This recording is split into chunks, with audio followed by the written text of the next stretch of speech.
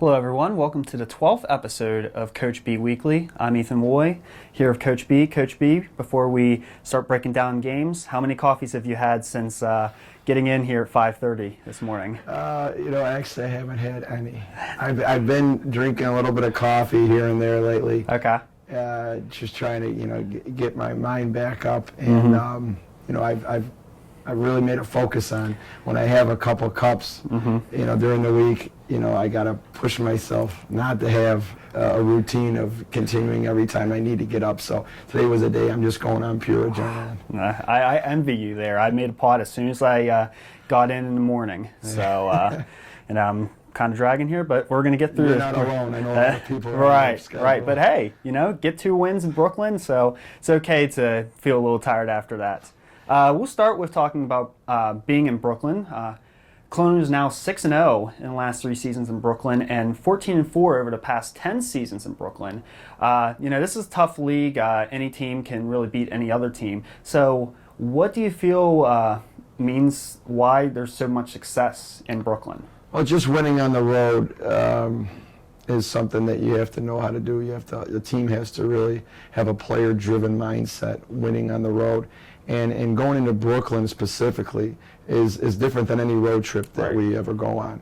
For those people that don't ever travel on the road and they don't know the ramifications of not being focused and not being in a routine, can really lose track of why teams win on the road and not.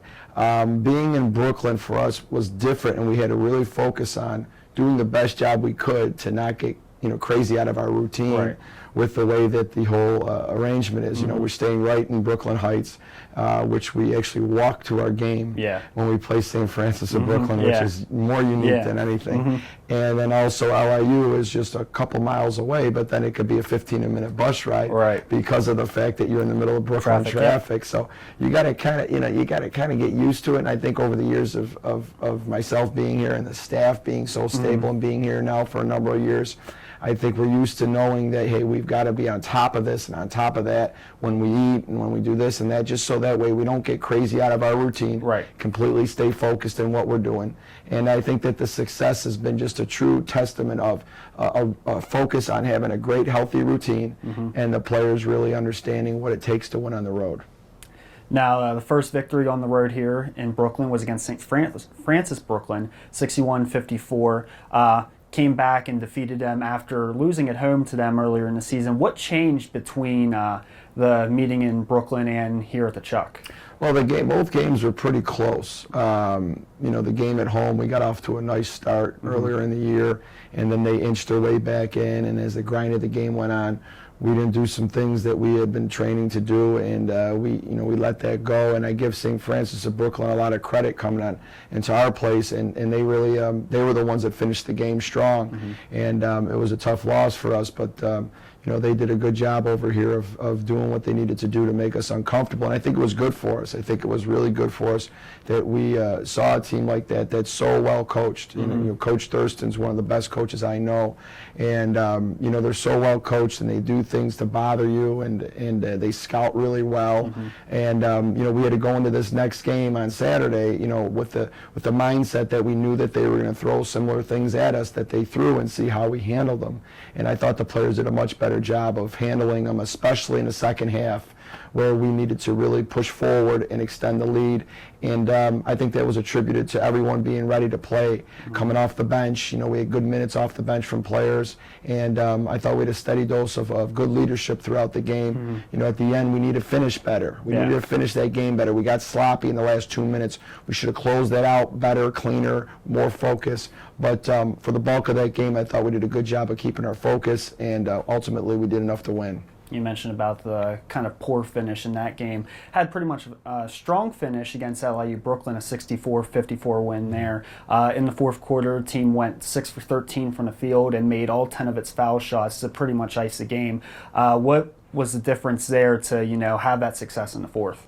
Well, we had players on the floor at the end of the game, like, Anna Nicky, who really wanted the ball down the stretch and, hitting a lot of free throws to put the game away. She was 12 for 12 from the line, and she hit a lot of free throws down the stretch. But during the middle of the game, too, being willing to take it to the basket hard. They really let us play out there. The whistle was tough sometimes with not getting a call or getting hit when you're going up. And, right. We told them before the game, I thought our instructions were pretty accurate. They're going to come out after you. Last time we played LIU, we beat them pretty handily. That's something that, any competitor is going to want to go out there and challenge themselves to go out there and to come back and get that victory back at home. So we expected a physical, hard-fought game in the way that they were calling it, letting a lot go. We had to go up there and finish through contact and things like that, and I was really proud of some of the players, especially someone like Anna Nicky, who got to the line, even in the middle of the game, going to the basket hard, getting fouled. That was good to set the tone that way. And at the end of the game, we did a good job of hitting our free throws and not letting the press bother us, not turning the ball over and stuff.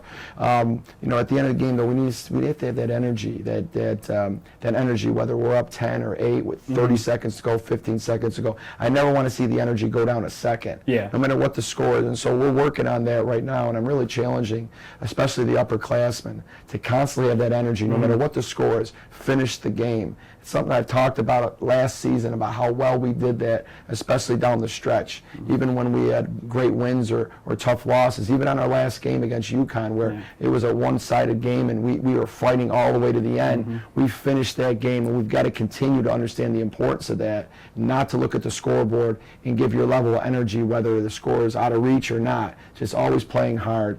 And that's something that we got to make sure we do, because that's Robert Morris basketball. It's the only kind of team that I'll coach. Now, in the LIU Brooklyn game, you said that the team, played well in the paint, got their buckets in the paint. I feel like the two post players, Michaela Moraine and Nneka Azebo, have been playing pretty well lately. Nneka had her first career double-double against St. Francis Brooklyn with 18 points and 10 boards. Michaela's been in double figures the last 3 games. What's been going into their success now here down the stretch? I think as the season goes on, you go through your ups and downs when it comes to, the way you perform, especially when you're a freshman. Right.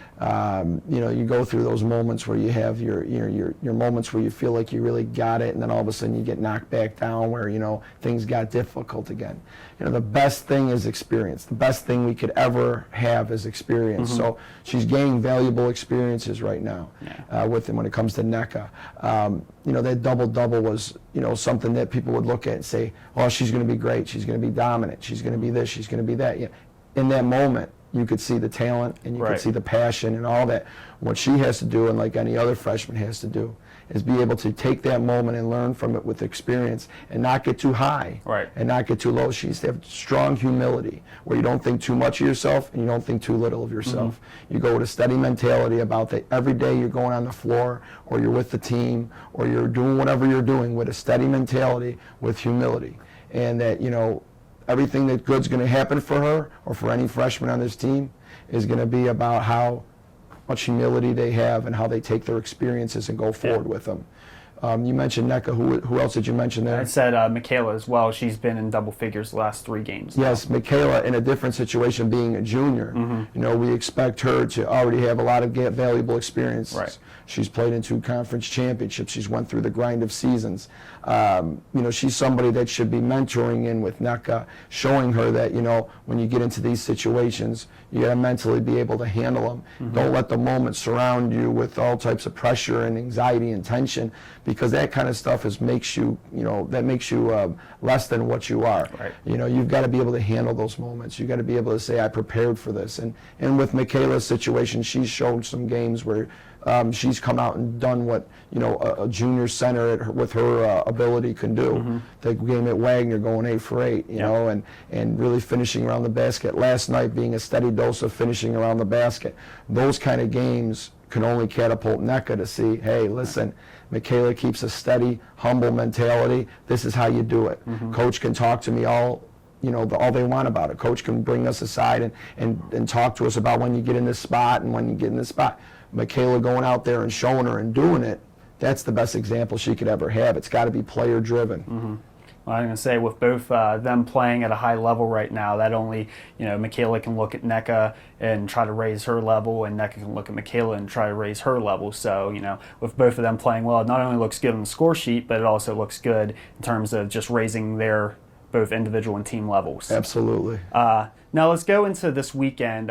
Senior Day actually is on Saturday. It's a little different here. Not the last home game at the Chuck this season, but it will be Senior Day on Saturday. You have 3 seniors, Anna Nikki Stamalampru, Rebecca Navarro, and Janae Brown, and they've accomplished quite a lot in their careers. Just here are some stats: 72-49 overall record in the going into this weekend, 47-19 in the NEC, 2 conference tournament championships, a regular season title, and 3 NEC conference championship games. What is meant, or what's this group meant to just the RMU program?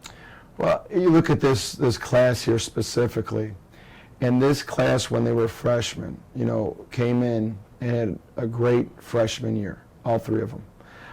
They all were players that were significant pieces to that great season we had as freshmen. So when they came in right away, their first season, I think, embarked a little bit of a new era with Robert Morris basketball. We had some success throughout the, some big success throughout the 2004 through 2011, 12 season. We had that one year where we had to rebuild and get things back in the right direction again.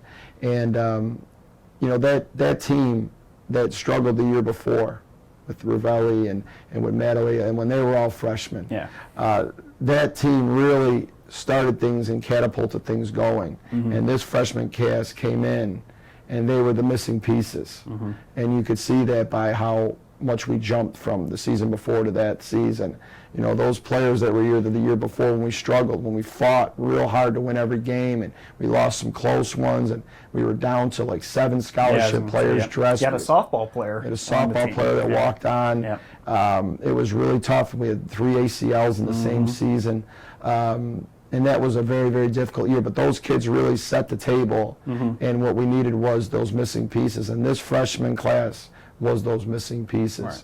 And I'm really proud of them for how much they've accomplished so far, and they got so much more to go. But on a senior day like this, it kind of makes you think for a second, and wow, these kids are seniors. They're at their senior day now, and it's as a coach, it's a feeling that I guess a lot of people couldn't understand. It's just you go through so much when it comes to development and getting through the tough times and the process of watching people become grown adults and change for the better.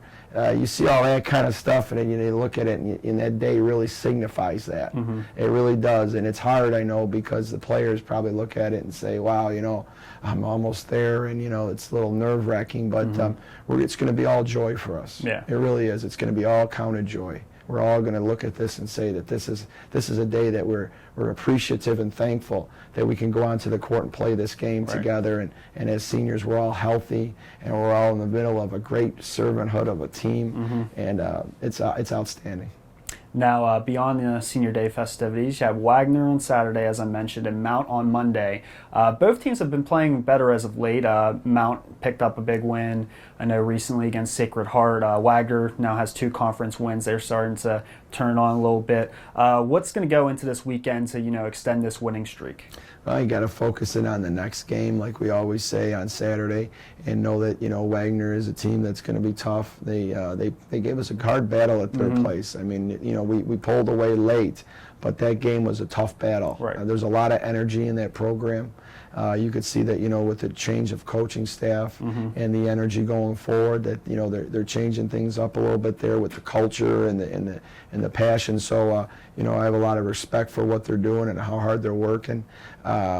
We got to make sure that we go into this game the same way we go into all our games and put a real good week of practice in, because we made some bad mistakes out in Brooklyn that we got to fix. And sometimes winning will mask all those things. Sometimes teams allow a win or 2 wins or a winning streak to mask all their problems.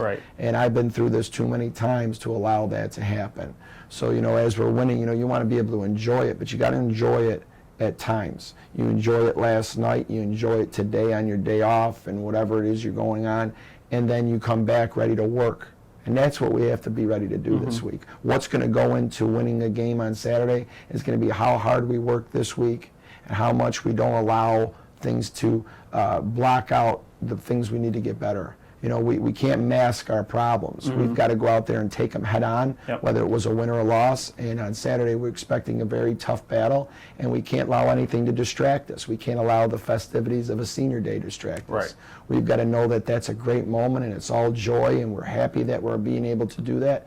But at the end of the day, we have to work towards our same goal that we worked towards last week and the week before, was go out there and play harder, and play smarter, and play freer than we did the game before. All right, well, once again, thank you for joining me, and good luck this weekend. Thank you. Game against Wagner will be on Saturday at 1 p.m., and the game against Mount St. Mary's will be at 7 p.m. Both games are here at the Chuck and can be seen on NEC Front Row.